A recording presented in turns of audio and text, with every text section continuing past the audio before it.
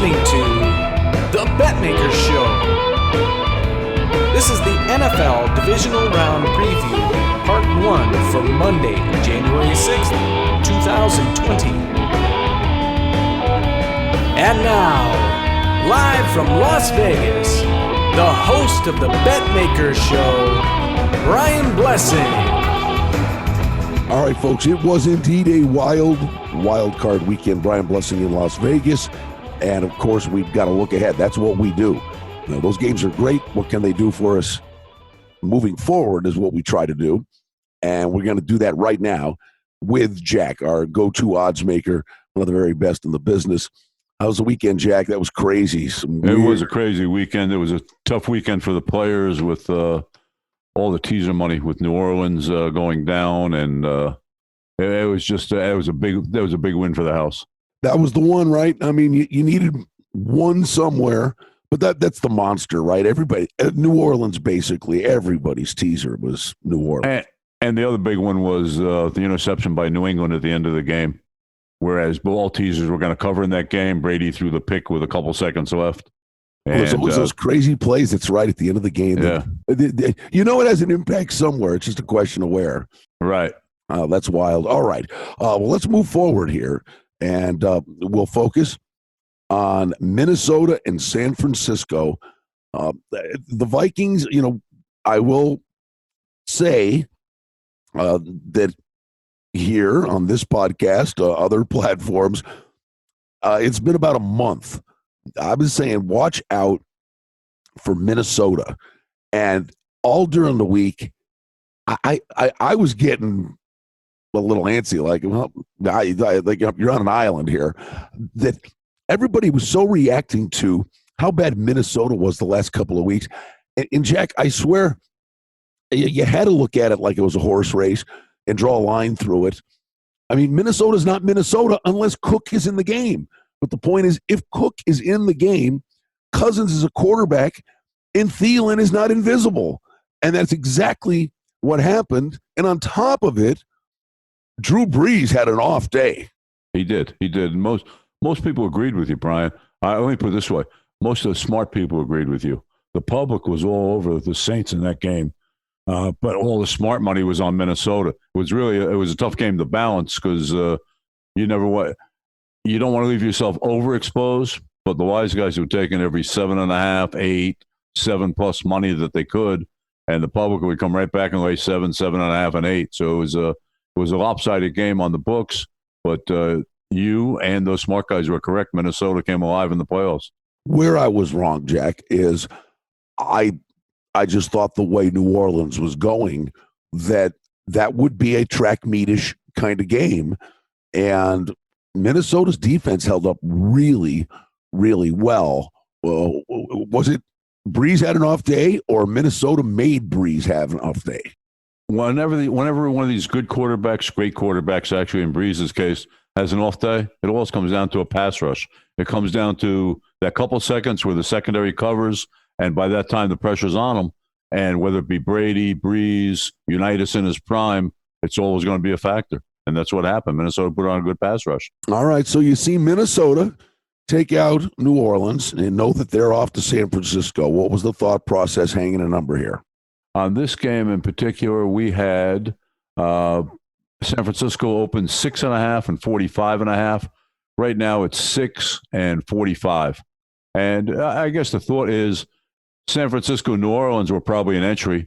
And yes, New Orleans was a bigger favorite at 7 points at post time, but New Orleans is just as good as San Francisco, and if Minnesota can beat them, your choices are only to take Minnesota +7 if you see it. So it had to be less than that.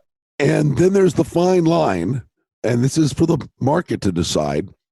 The advantage of getting fresh, hosting the game, and the other team, going on the road and playing a war, or they've got momentum and a team all of a sudden kind of coming off the shelf. It's only a couple of weeks late in the year, but there's at least the concern sometimes, a little rink rust, right? It's always the argument, rest versus rust. And whoever wins the next game, that faction claims to be correct. but it does go back and forth over who wins that way. And I mean, the way these teams play to get that bye, I have to think in their coach's mind and in the players' minds that it's very important that they would rather have the rest. I don't know. I think they're dangerous. I think Minnesota absolutely can win this game. The crazy thing is, and we've seen it before, it used to be such the rarity, but, a team that plays on wild card weekend that can go on a run. And I wonder, though, if you're sitting here looking at Cousins playing with house money, the guy that could never go on the road and wins a big game goes on the road and wins a big game. You wonder if there's anvils off his shoulders and he really becomes something. Yes. Does he revert back, or does it become the one that gives him a rebirth, an epiphany on how to quarterback? I guess this game it will be a big factor in determining that. And do you think sevens pop up at all during the week? Or are they gone? I think they're gone for good. I think everybody grabbed all the 7 they could last night. I don't see the public knocking the door down to bet against a Minnesota team that just beat New Orleans. So I think unless you're buying the 7, I don't think you're going to see it again. All right. Now we move on to Tennessee and Baltimore. And I again, this is the one, I got to be honest with you. You're an idiot if you think, you know everything, and you best be listening to other people. Everybody, and I get the cautionary tale, but all week long, well, New England's not been what New England is. It's Belichick and Brady. It's this time of year, and I'm like, I don't know, man. This team, Tennessee, again. Throw out week 6. Everybody shot holes at everything they did. Oh, they lost to New Orleans. Yeah, but Henry didn't play in week 16, and they gave them all they could handle. Yeah, but they lost that game to Houston at home that mattered. Well, okay, Houston's a good team. And Henry, now, I'm telling you what we saw against the Patriots, they didn't do all year long because they didn't have to. They can ride this guy like a horse now, Jack. Derrick Henry, he's the great equalizer here. This team's playing football. You're right. Henry is the big factor, and I think Belichick decided to take away the pass, which he did for most of that game. But I don't think he counted on Henry having such a big day. And all said and done, it's 14-13, and if Edelman catches that pass on the sidelines for another first down, history could get changed. There's no doubt New England, but they were flawed all year long, and you could see it. But you got to give Tennessee credit, and with that running game, a running game like that should be able to travel like a good defense does. That would probably be the biggest question in this game: is what Vrabel and what that defense can dial up for Lamar Jackson. Tell me, as you watched the Tennessee game and you were getting ready to put a number up for the Baltimore game, what were you thinking going in would be the number, and then after what you saw, because this one's still. And this is certainly this number's not a knock on Tennessee. This is belief in Baltimore. This number, right? This is Jackson and the year that Baltimore had, and their defense, and an experienced coach and a good organization. All that said and done, you have to remember New England still closed 4.5 over Tennessee. That's right. Now, in our opinion, I think you and I agree that it was a little high, and it played out that way. Didn't have to, but it did. And now we're saying Baltimore, another 4 points better than New England. I think that's a given. I like Tennessee in the game. I think they're a tough team. They do everything very well. Baltimore just may be an exceptional team, but gun to head, this game opened up at 9.5 and 48. With us, it's down to 9 dog money. There's a lot of flat 9s, 8.5s, and 8s out there. I think it bounces between 7.5 and 9.5 most of the week. But I don't think he'll touch the key numbers again. And when we talk about Tennessee, I thought one of the most fascinating things was when Vrabel was using up the clock when they had the lead, and he had Belichick apoplectic on the sidelines talking to the referees. Wasn't that awesome? Doing just what Belichick would do. It was hysterical. It was like he's flipping a basket over there, and you're going, if the coin was flipped, he'd have been doing the same thing. That was the great chess game. That was actually pretty funny. Out of curiosity, Jack, I think I know the answer, but just to make sure, when we get to this point, in any fashion, are these games just treated like a snowflake? Or is there any impact on these numbers once from this point forward based on potential liabilities in a future market? Or are these games, look, these games are just going to, let's get two-way action and get on with it? Yeah, no. Well, first, usually it's handled by different people. Now, not that there's not coordination and discussion between the two about exposure and liabilities, but generally it's not that bad and nothing that's going to say, hey, we have to make this game higher, because if the rest of the world doesn't need the same thing, all they're going to do is take a higher or lower number from you and drive you to the other point anyway. So you have to just put up the best number you can and book it as best you can and go from there. All right, so let's lock it down. What was the chat? What did you hang? Where are you? Where do you think it goes? Tennessee, Baltimore. Let's just lock down that number. Baltimore opened 9.5 and 48, and Baltimore is now, as we said, 9 with us, 9 dog money. So you see as low as 8 out there. So as I said, I think it bounces between 7.5 and 9.5 most of the week. When it gets to 9.5, they'll buy 10 and drive it back. And the total, one more time? Total was 48. Right now it's 47. And it's very unpredictable because if Tennessee comes out, if Baltimore tries to take away the run, unlike New England did, and Tennessee has to throw every play, I think the game goes over. If they protect against the pass and let Tennessee run as New England did, then the game goes under.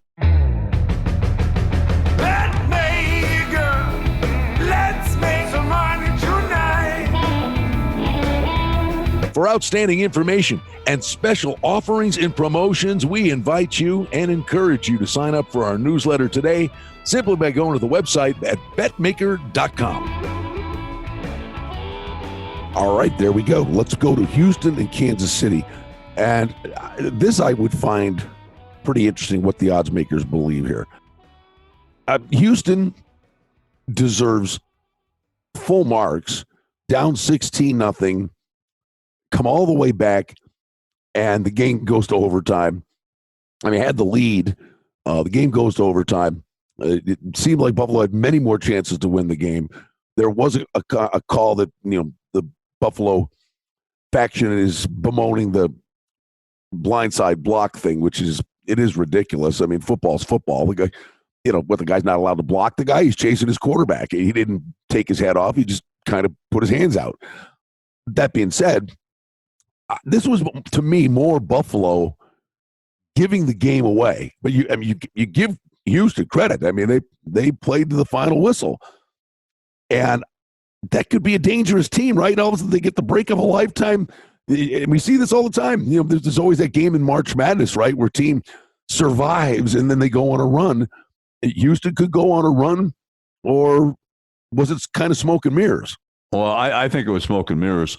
I believe they and Seattle are the two worst teams still surviving in the playoffs. And as we talk about the Houston game, I agree 100%. Buffalo is ready to take it.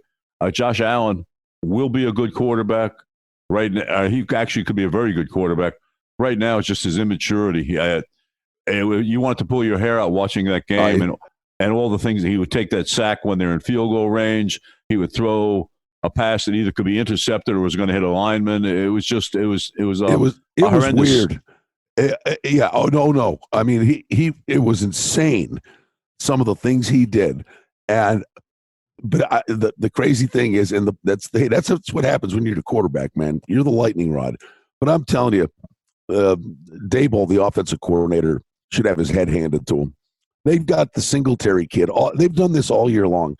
And you're 9 yards away from field goal range, and Singletary's getting 5-6 yards at a pop, and Allen is kind of playing like a Tasmanian devil, and he goes to a 5-wide open set. It's like, give the ball to the kid.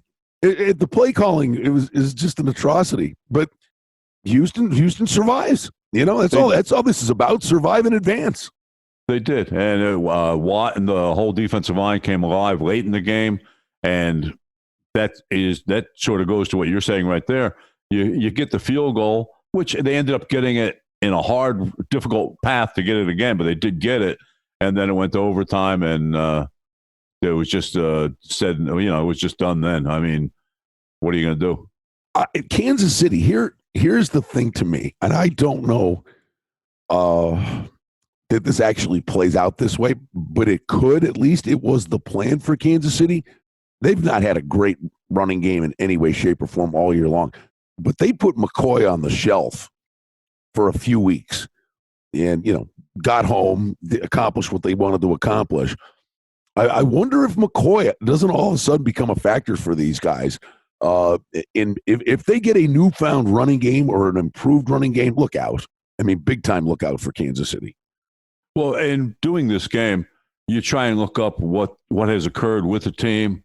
And as you look at Kansas City's schedule, I was trying to see a game where they might be challenged at home and what the point spread was.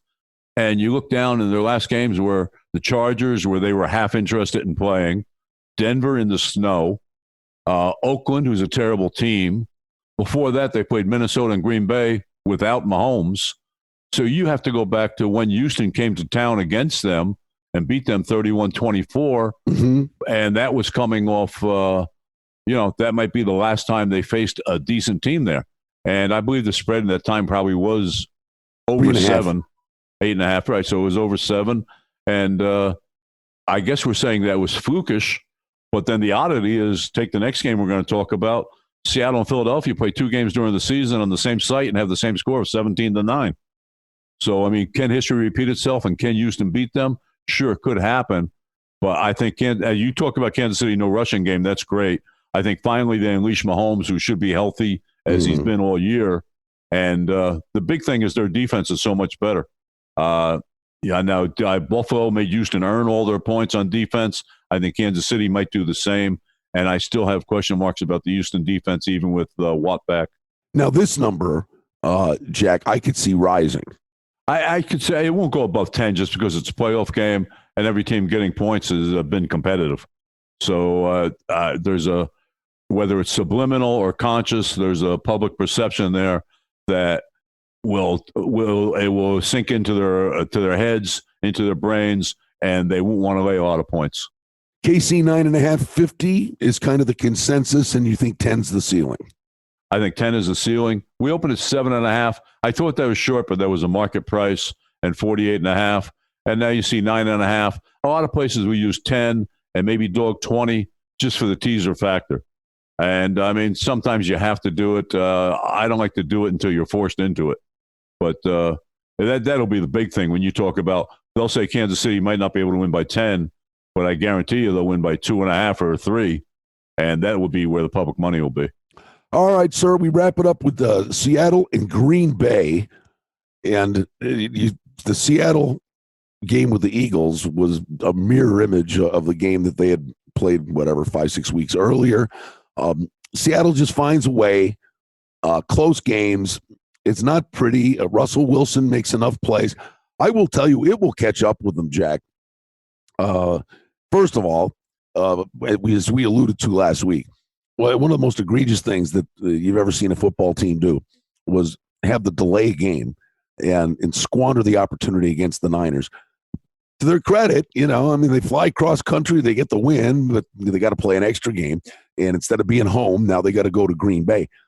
But they did it. How many times did they do it again, Jack? They had at least 2 delay game penalties and had to take a timeout in a one-score game. It'll get them eventually. They keep doing this. Well, I can't prove this, but I believe if Wentz had stayed in that game and they made those mistakes all along the way, that they would have paid a price and they wouldn't be here. But what happened is it played out. Okay. That's you nailed it there. But let's just cut to the chase. Wentz gets knocked out. McCown, had his moments. Philly had their chances. I thought Peterson, maybe should have kicked the field goal the one time, and you wonder what Philly was thinking in many regards. But that's a great point. They went on the road and they got the win, but how many chinks were there really in the armor there? And then Green Bay, the win-loss record's amazing, but there are a lot of times you walked away going, how's Green Bay doing this? Right. And I mean, I know Wilson is very capable of doing this, but they made they had a high percentage of big plays on 3rd and long yesterday. And maybe they'll do that against Green Bay also. But I think what you were talking about before is it's less than 50% that you're going to make it. And when you make it 75% of the time, eventually that number comes back to the average. So it has to catch up to them. And whether it's going to be Green Bay that does it, we'll see. But it's a tough game. Well, let me ask you, because this was the chatter as we're watching the game. In fact, Bruce Marshall, our friend, who we'll be talking to in a little bit here, he was where we were watching the game. But as the game was rolling on, and you're watching it, going, would there really be any difference? What are the odds makers going to do? What's Green Bay going to be favored by here? And I don't know that there would have been any massive difference if it was Philly, if Wentz had played. No. If Seattle had still come out victorious and Wentz had played the whole game, the spread would probably be the same. We just would have had. You would have had the knowledge that they beat the best Philly team they could beat, and Green Bay would still be a 4-point favorite, give or take a half pointer from whoever you're dealing with. But it wouldn't have been a vast difference at all. Matter of fact, we opened this game 3.5 and 47. Right now, basically, the world is sitting at 4 and 46. I think that barring bad weather in Green Bay, which is quite possible, I think the total could go up a little. I think Green Bay will be able to exploit the Seattle defense much better than the Philadelphia offense without Wentz did. And Green Bay will put up some points. And in return, chasing from behind, Russell Wilson will put up some points. All right. And now we're down to the final 8. From an industry perspective, Jack, what do you think the home run is? What's the Super Bowl matchup that gets the juices flowing here? Well, I think it's more in the championship games. I think a Kansas City-Baltimore rematch, that would be great, but we can't get that in the Super Bowl, so we'll have to settle for it there.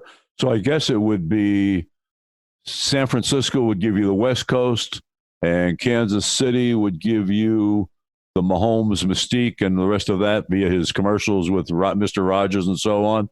So we'll go with San Francisco-Kansas City matchup as the best TV ratings. All right. Yeah. Oh no, I agree. I swear to you, it's a weird thing that Minnesota, Tennessee's jumping into the deep end of the pool here, but those football teams, I think they're dangerous. I still believe Minnesota's the one flying under the radar, Jack, that people are going to think that's a one-off, but you could see it coming a few weeks back. I just think with Cook in there, and Zimmer, it just flies under the radar. He gets those guys ready to play. I think Minnesota's a really dangerous team. Oh, they are. And all I was predicting was the TV ratings. Oh no, that's what I asked. Yeah, right. No, that's what I asked. I mean, listen. Okay, TV ratings. Minnesota, Tennessee. I mean, it's not like they're going to change the channel. No, but it might rival the Rams New England last year. For some reason, that was like one of the worst viewed games in the history of television, right? Super Bowls. It played out that way. It was one of the worst games in history. Right. All right, we'll see sir. what happens. We want to just say that we're down to the final 8. It's been great. Your information is so spot on. It gives us a running head start. We have made it all the way to the divisional round of the NFL playoffs. As always, Jack, spectacular information. Thank you very much, Brian. It's been a pleasure. Betmaker, let's make some money tonight. Well, that's the Betmaker Show for now. We publish multiple times each week. We'd like to thank you for listening, and if you liked what you heard, please take a moment to leave a rating and review, or subscribe to our show feed, or share our show with a friend or two and help us grow the show. We very much appreciate it. Visit us on the web at betmaker.com. And reminder to sign up for the newsletter. Thanks to our engineer, Darren Vandermolen, and producer, Mike Gallivan. The Betmaker Show is a production of Cardinal Marketing Incorporated. Betmaker is a registered trademark.